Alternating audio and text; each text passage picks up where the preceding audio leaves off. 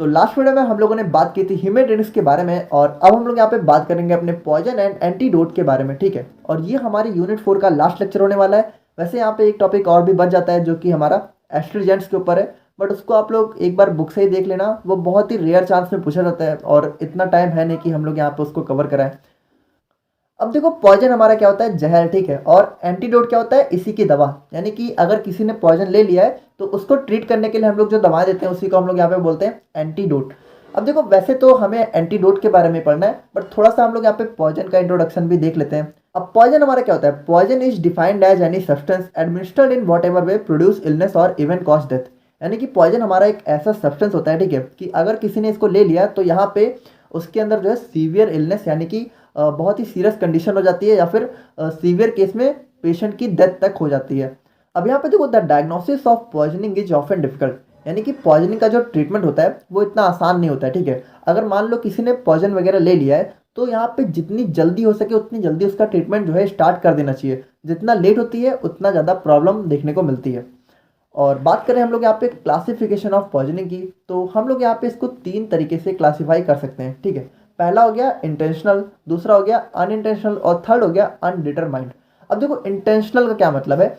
Intentional का मतलब है कि मान लो कोई पर्सन है, ठीक है, उसने किसी को जानबूझ के जो है किसी चीज़ में पॉइजन मिला के, जहर मिला के दे दिया। या फिर कोई पर्सन है, ठीक है, अगर वो खुद को हार्म करने के लिए, जैसे कि सुसाइड वगैरह का केस होता है, ठीक है, तो मतलब उसने जो है अपनी जान खुद से लेने के लिए यहाँ पे पॉइजन ले लिया, तो वो यहाँ पे इंटेंशनल होती है। यानी कि जो पर्सन है उसने जो है जानबूझ के ली है या फिर जानबूझ कर किसी ने उसको दी है।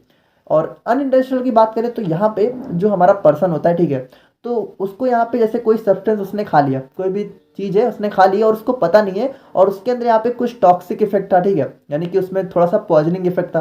तो ये यहाँ पे क्या होता है, एक्सीडेंटली होता है, यानी कि पेशेंट को पता नहीं होता है, उसने जो है अनजाने में कोई ऐसी चीज़ खा ली होती है जिसके अंदर यहाँ पे पॉइजन वगैरह होता है। तो ये होता है हमारा यहाँ पे अनइंटेंशनल, ठीक है। और अनडिटरमाइंड की बात करें तो यहाँ पे जब मान लो किसी के अंदर पॉइजनिंग का यहाँ पे इफेक्ट देखने को मिला और उसका यहाँ पे रीजन जो है डिटरमाइंड नहीं होता है, ठीक है, ये इन दोनों के बीच का केस होता है, तो उसको हम लोग बोलते हैं अनडिटरमाइंड। अब यहाँ पे हम लोग बात करें अपने पॉइजनिंग की कुछ अदर केसेस के बारे में, ठीक है। तो जैसा हमारा फूड पॉइजनिंग होता है, यानी कि कभी कभी क्या होता है कि हम लोग जो खाना खाते हैं तो वो यहाँ पे अच्छे से एब्जॉर्ब नहीं होता है, ठीक है, तो वो पड़ा पड़ा ना हमारी बॉडी में पॉइजनिंग कॉज कर देता है, ठीक है। आप लोगों ने सुना होगा फूड पॉइजनिंग। और ओवरडोज ऑफ ड्रग, यानी कि कोई दवा है उसकी बहुत ज़्यादा डोज खा लो, ठीक है, तो कभी कभी बहुत ज़्यादा यहाँ पे नुकसान वगैरह हो जाता है, तो पॉइजनिंग की प्रॉब्लम देखने को मिल जाती है। और थर्ड और मोस्ट कॉमन होता है हमारा यहाँ पे साइनाइड पॉइजनिंग, ठीक है। और सिम्टम्स ऑफ पॉइजनिंग की बात करें तो यहाँ पे जो हमारा ब्रीथिंग रेट है वो यहाँ पे रिड्यूस हो जाता है, ठीक है, कम हो जाता है। और यहाँ पे वोमिटिंग यानी उल्टी वगैरह देखने को मिलती है, डायरिया, और ठीक है, डायलेटेड प्यूपिल्स यानी जो हमारी आँखें हैं वो बड़ी हो जाती हैं। और डिक्रीज्ड हार्ट रेट, यानी कि हमारा हार्ट रेट भी यहाँ पे डिक्रीज हो जाता है। अब थोड़ा सा हम लोग यहाँ पे बात कर लेते हैं अपने साइनाइड पॉइजनिंग के बारे में, ठीक है। तो जो हमारी साइनाइड पॉइजनिंग है वो यहाँ पे मेजरली 2 तरीकों से हो सकती है, ठीक है। यानी कि जो हमारा साइनाइड पॉइजन है, या तो उसको जो है किसी ने एक्सीडेंटली ले लिया, या फिर जो है किसी ने इसको जो है इंटेंशनली सुसाइड कमिट करने के लिए ले लिया, ठीक है। वही जो हम लोगों ने देखा, इंटेंशनल और अनइंटेंशनल। अब यहाँ पे देखो, साइनाइड पॉइजनिंग में यहाँ पे होता क्या है, हमारी बॉडी के अंदर ना एक एंजाइम होता है साइटोक्रोम ऑक्सीडेज, जो कि किसके लिए रिस्पॉन्सिबल होता है, for electron transfer reaction necessary for cellular respiration. यानी कि हमारी बॉडी में जो सेल का रेस्पिरेशन होता है, ठीक है, तो उसके लिए यहाँ पे इलेक्ट्रॉन का ट्रांसफर जरूरी होता है। और उसको करता कौन है, उसको करता है हमारा साइटोक्रोम ऑक्सीडेज नामक एंजाइम। अब यहाँ पे साइनाइड पॉइजनिंग के केस में होता क्या है, जो साइनाइड है ना, ये हमारे साइटोक्रोम ऑक्सीडेज के अंदर फेरिक आयन के साथ जाके बाइंड हो जाता है। और जब ये बाइंड हो जाता है तो क्या होता है, now this leads to stoppage of electron transfer reactions which ultimately inhibits the cellular respiration. यानी कि जब इसके साथ यहाँ पे ये हमारा साइनाइड जाके बाइंड हो जाता है तो जो हमारे यहाँ पे इलेक्ट्रॉन ट्रांसफर वाली रिएक्शंस है वो यहाँ पे रुक जाती हैं, ठीक है। और उसकी वजह से क्या होता है, सेल्यूलर रेस्पिरेशन रुक जाता है। और सेल्यूलर रेस्पिरेशन की वजह से हमारी पूरी बॉडी में यहाँ पे रेस्पिरेशन होता है, ठीक है। और उसकी वजह से क्या होता है, अल्टीमेटली बहुत ज़्यादा प्रॉब्लम देखने को मिल जाती है और सीवियर केस में पर्सन की डेथ तक हो जाती है, ठीक है। If cyanide poisoning is not treated immediately it could be very harmful and even leads to person death. अब इसके ट्रीटमेंट की बात करें तो यहाँ पे देखो, यहाँ पे हमारे 2 एंटीडोट होते हैं, सोडियम नाइट्राइट और सोडियम थायोसल्फेट, ठीक है। तो इन दोनों को हम लोग यहाँ पे साथ में एक के बाद एक जो है इसका इंजेक्शन हम लोग देते हैं for the treatment of cyanide poisoning.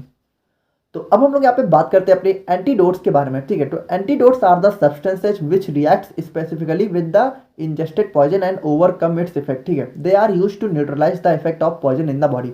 देखो यहाँ पे होता क्या है, जैसे किसी ने पॉइजन ले लिया, ठीक है। अब यहाँ पे जो हमारे एंटीडोट होते हैं वो क्या करते क्या है कि वो उसके साथ जाके बाइंड हो जाते हैं, ठीक है, और उसका जो इफेक्ट है उसको यहाँ पे न्यूट्रलाइज कर देते हैं, यानी कि उसके साथ बाइंड होके उसको जो है आप कह सकते हो कि उसको इनएक्टिव कर देते हैं पॉइजन को, ठीक है। और उसकी वजह अब एक चीज़ आप लोग यहाँ पे समझना, अभी हम लोगों ने देखा था अपने वोमिटिंग एजेंट्स यानी कि इमेटिक्स को, ठीक है। तो इमेटिक्स भी यहाँ पे क्या करता है, पॉइजन के लिए यूज किया जाता है, ठीक है, ज़्यादातर।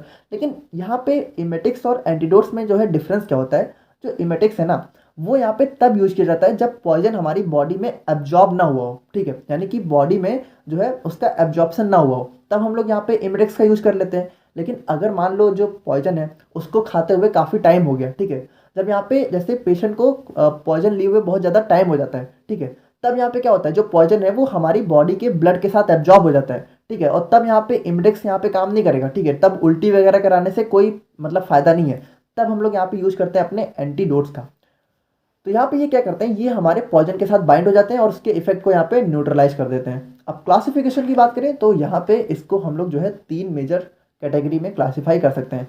पहला हो गया फिजियोलॉजिकल, और दूसरा हो गया केमिकल, और थर्ड हो गया यहाँ पे मैकेनिकल।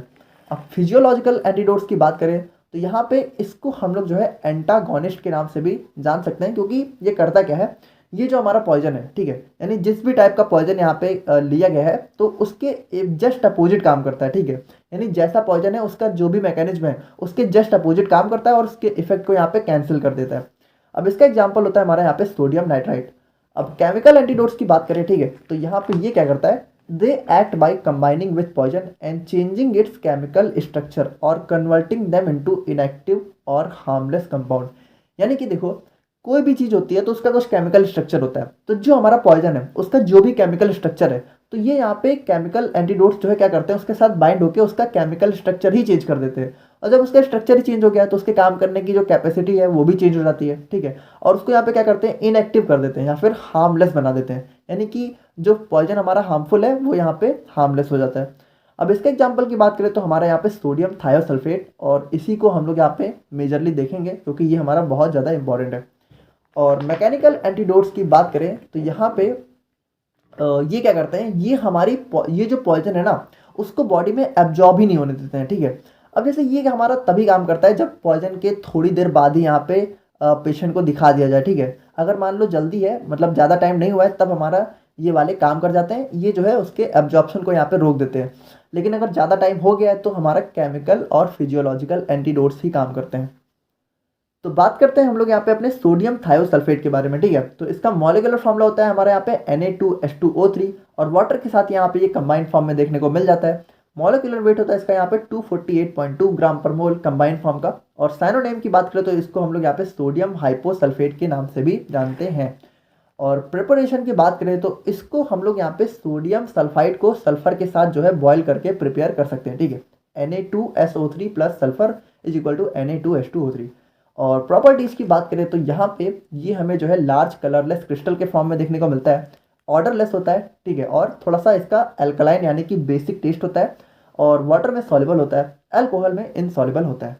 अब ऐसे की बात करें तो अगर आप लोगों ने रिडॉक्स टाइट्रेशन के अंदर आयोडीमेट्री वाला लेक्चर देखा है तो यहाँ पे इसका ऐसे बिल्कुल आयोडीमेट्री पे बेस होता है, ठीक है। तो यहाँ पे ऐसे of Na2H2 is based upon redox titration, और रिडॉक्स में भी आयोडीमेट्री के अंदर टेक अबाउट यहाँ पे क्या करते हैं, सबसे पहले 0.5 ग्राम ऑफ सैंपल यानी कि Na2H2O3 and dissolve in 20 ml of water. Now it is titrated against 0.05 molar standard iodine solution using starch as an indicator, ठीक है। और यहाँ पे होगा क्या, आयोडीन और स्टार्च यहाँ पे कंबाइन करके ब्लू कलर डेवलप कर लेंगे, और यहाँ पे टाइट्रेशन को हम लोग कब तक कंटिन्यू रखेंगे, जब तक ये ब्लू कलर हमारा डिसअपियर ना हो जाए। अब यूजेस की बात करें तो इसको हम लोग यहाँ पे मेनली साइनाइड पॉइजनिंग के ट्रीटमेंट में यूज करते हैं, ठीक है। और यहाँ पे कुछ स्किन डिजीज में भी हम लोग इसका यूज करते हैं। अब यहाँ पे हमारे सिलेबस में 2 और कंपाउंड्स है, सोडियम नाइट्राइट, ठीक है, और यहाँ पे हमारा चारकोल, ठीक है। तो उन दोनों को आप लोग थोड़ा देख लेना, ठीक है, क्योंकि वो वैसे भी इंपॉर्टेंट नहीं है। और बाकी हमारी यूनिट 4 कंप्लीट हो चुकी है, और आई होप कि यूनिट 5 के लेक्चर्स भी मैं आप लोग को प्रोवाइड कर सकूँ। बाकी देखते हैं, और आई होप कि आज का वीडियो समझ में आ गया होगा, और मिलते हैं नेक्स्ट वीडियो में। Thank you so much.